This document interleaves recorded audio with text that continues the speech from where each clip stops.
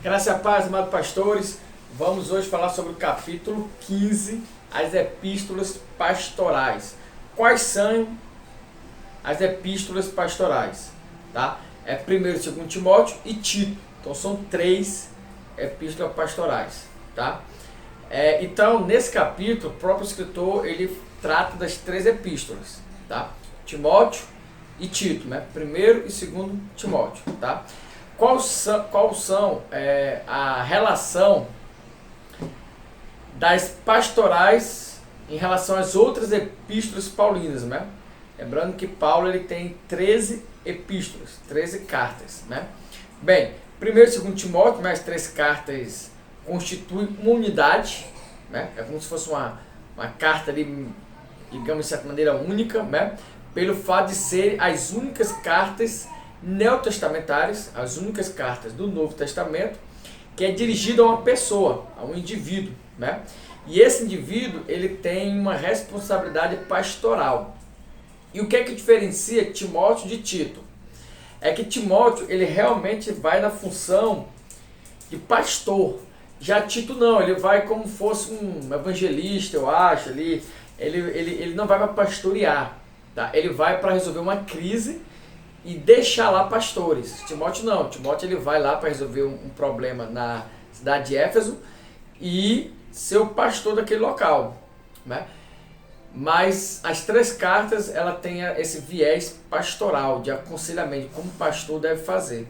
Paulo está no momento final da vida dele, né? Então ele deixa uma carta em espécie de testamento, né? A gente vai ver sobre isso aí, né?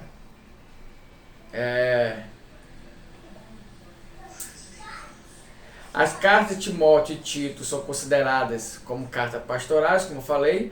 1º Timóteo trata bastante do ministério da igreja. 2º Timóteo não tem praticamente nada a respeito, né?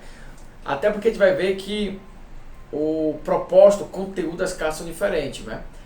Quando ele escreve 2º Timóteo, nós não sabemos aí o percurso temporal, mas quando ele escreve 2º Timóteo, Timóteo já era pastor, né? Então ele já tem um viés diferente.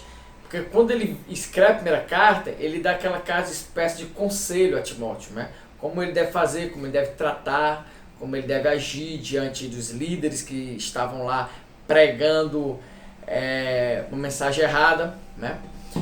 E em Tito quase não tem esse aspecto de aconselhamento pastoral, né?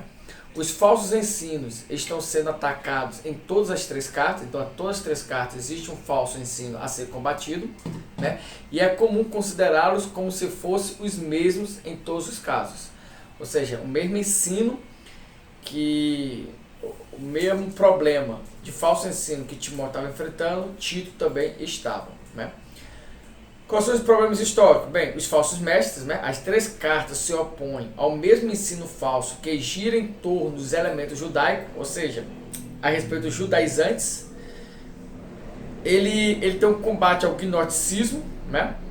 Mas cuidado com isso, porque o gnosticismo mesmo ele só vai surgir no século II, aqui está falando do século I. Mas, entretanto, o gnosticismo, por ele ser aquela custa de retalho, né? Aquela junção de várias filosofias, do dualismo, a gente não pode marcar ele com alfinete dentro de uma linha do tempo. Ele vem se somando, né? Mas ele se solidifica, ele cria uma raiz ali no século II. Só que o gnosticismo é bem anterior a isso, né?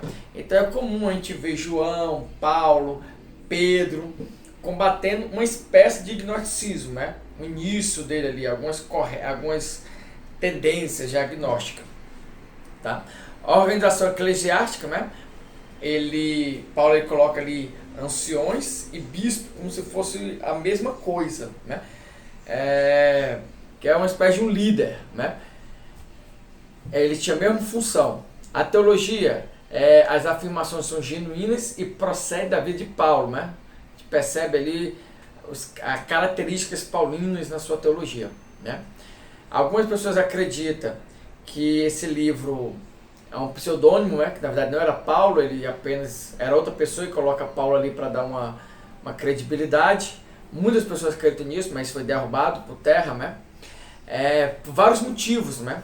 Primeiro, Livro que não leva nomes de seus autores, como por exemplo Atos, Hebreus e 1 João, quais são os livros do Novo Testamento que não vai o nome dos autores? Os 4 Evangelhos, o livro de Atos, o livro de Hebreus e 1 João, né? Entretanto, esse livro não tinha nome autor. Entretanto, os pseudônimos, tá, não foram aceitos nos canônicos. Ou seja, nenhum livro que a pessoa dizia assim, eu, Mavson Darley, escrevo essa carta, e não era eu, nenhum desses livros foi aceito ali pela igreja primitiva, pelos pais da fé. Os concílios não passaram, então eles não entraram no cano, tá? Exemplos desses tipos de literatura, nós temos a terceira carta aos Coríntios, que atribui a Clemente de Roma, né? A epístolas aos Laodicenses, né? Apocalipse de Pedro, né? O Evangelho de Pedro, e assim por diante. Essas cartas elas não entraram, elas são apócrifas, tá? E não existe livros pseudônimos no cânon sagrado. Tá? E também não existe livros pseudônimos no cânon sagrado. Então tem sempre essa ideia. Então, se ali diz que é aquele escritor, é porque é aquele escritor. 1 Timóteo, vamos entrar na carta de 1 Timóteo. Talvez esse vídeo fique um pouquinho mais grande do que os demais. O conteúdo, gente. Paulo, ele conhece Timóteo em Listra, conhece lá sua mãe, conhece lá sua avó, né? Eunice, né? O nome da sua mãe, se eu não me engano, e Lloyd, né? A da sua avó, ele conhece, ele se admira com a fé daquele jovem, e ele leva Timóteo, ele faz uma rede de colaboradores, né? Timóteo, Silas, Lucas, Barnabé, Marcos, né? Marcos tem aquela controvérsia com Paulo, mas depois ele acolhe ali como um dos seus colaboradores, né? E outros, né? Então você tem esse, por exemplo. E ele começa a usar Timóteo de maneira bem constante, né? E aí ele escuta que está tendo problema lá na região de Éfeso, tá? E aí ele envia Timóteo. Logo após que ele envia Timóteo para combater líderes, como exemplo, Alexandre, né? Deu branco agora aqui, calma aí. Alexandre e Himeneu, tá tentando lembrar. Que ele cita, né, que ele estava divulgando falsas doutrinas, como não podia casar, a finalidade da Torá, sobre alguns procedimentos judaicos, né? E ele começa a pregar falsos ensinamentos. E Paulo manda enviar Timóteo. Logo após que ele envia, ele escreve a carta, né? O local provavelmente é a Macedônia, na década de 60. Tem que ser, gente, antes de 68. Porque em 68 Paulo foi morto por Nero, né? Mas acredito que foi na década de 60 aí. Destinatário é Timóteo, isso não há dúvida.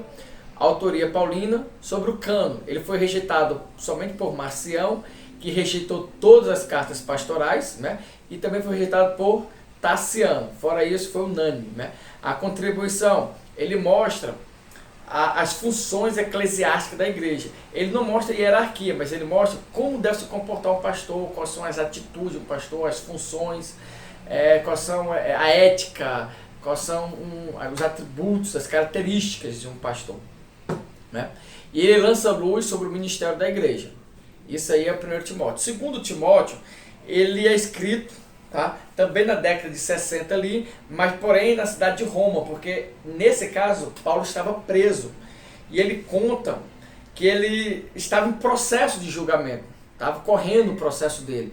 E ele percebe pelo desenrolar processual que ele vai ser condenado à morte, então ele já sente a sua morte iminente. Então ele manda a carta para Timóteo e pede para Timóteo retornar. Timóteo, volta, eu preciso de você, eu preciso ver você de morrer, volta, né? E ele também, antes de voltar, ele paga uma missão para Timóteo, como tratar sobre aqueles líderes que ainda estavam dando problema, que dizia que Jesus não tinha ressuscitado, enfim, ele aborda isso. Então essa carta é tipo uma carta testamentária, né? É como se fosse um testamento mesmo. Ele agradece por todos os cuidados que sua avó e sua mãe deu, né? A Eunice e a Lloyd, né? Ele fala que se não vergonhar, não sentisse vergonha caso ele viesse morrer, ou das suas inúmeras prisões, porque ele cita dois nomes, né? Ele cita Fígelo e Hermógenes, né? Nome bonito para dar para os nossos filhos aí, ó. Ele cita esses dois, que fala que eles renunciaram à fé por vergonha das prisões de Paulo. Ele diz assim, ó, não vou compactuar de um prisioneiro condenado, né? O prisioneiro está preso a morrer. Então ele tinha vergonha das prisões de Paulo, né? Local, provavelmente, como eu falei, foi em Roma, né? Estava próximo de Paulo nesse período aí, Marcos já estava próximo, né? Destinatário Timóteo. O texto está bem conservado, não tem nenhum problema dessa carta. O cano, ele foi rejeitado somente por Marcião e por Tassiano. Marcião rejeitou todas as cartas pastorais. E por fim, vamos falar de Tito, né? Tito, ele tem a saudação introdutória mais comprida de todas as cartas de Paulo, né? Tito foi um seguidor grego, né? E Paulo envia Tito a Creta. Creta é uma grande ilha ali da Grécia, né? Bem importante, mas também os cretenses, né? Eles eram muito atribuídos por suas mentiras, enganação, pelas suas práticas sexuais, pelas suas orgias. Inclusive, acredita-se que esse termo cretino vem daqui, né? Dos cretas, né? Então, existe essa maneira pejorativa de chamar, né? Os cretenses, né? Paulo envia Tito para formar novos líderes. Ele envia Tito com duas missões. A primeira é formar novos líderes locais. Quando ele formar homens de Deus, até fala marido de uma só mulher que tenha postura ilibada, tal, ele dá aquelas referências ali. E ele diz, depois que ele forma esse líder, ele retira os líderes que estão lá, que estão fazendo aquilo por vanglória, por dinheiro, e aí substitua por esses novos líderes. Então essas duas missões, formar líder e substituir pelos antigos, né? O local de origem ou é Roma ou Creta, mas acredita-se que foi Roma. Inclusive, Paulo cita até um poema nessa carta, é até importante a gente ter isso em mente, porque uma das poucas vezes ele cita o poema de um filósofo não cristão, um filósofo grego, né, que é Epímenes. Né, Epímenes. Ele descreve um poema para mostrar como era depravado, desviado o povo, os cretenses. Né. A década 57 ou 60, então ela é anterior a Timóteo, né, destinatário é o Tito. Tá? No cano, ele é aceito por Tassiano, diferente. Isso é bom anotar, né? Porque Tassiano não aceitou Timóteo, mas aceita Tito. E Marcião não aceita ninguém, né? Tassiano, diferente das outras cartas pastorais, né? Ele aceita. Ele é aceito pelo cano muratoriano. É universalmente aceito depois do século II, mas não é aceito por Marcião. E a sua grande contribuição, a carta ressalta aquilo que Deus fez para trazer a salvação e a certeza de que ela será completada quando Cristo voltar. Beleza? Isso aí são as minhas considerações. Espero ter ajudado vocês. Esse vídeo ficou um pouco mais longo do que os demais, tá? E aí os próximos vídeos aí vai falar sobre Filemão. Até lá, fé na missão, forte abraço.